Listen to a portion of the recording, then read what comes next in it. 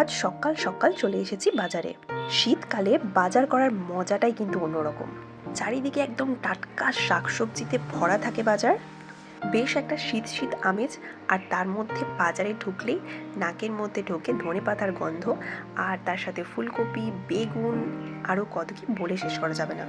আর আমি বাজারে যাব অথচ মাছ কিনবো না সেটা তো হয় না, তাই প্রথমে গিয়ে আগে মাছটা কিনে নিয়েছি। আর নিয়ে নিলাম টাটকা দেখে পালং শাক, আর এখানে বেগুন নিয়ে নিলাম, আর নিয়ে নিলাম বিনস।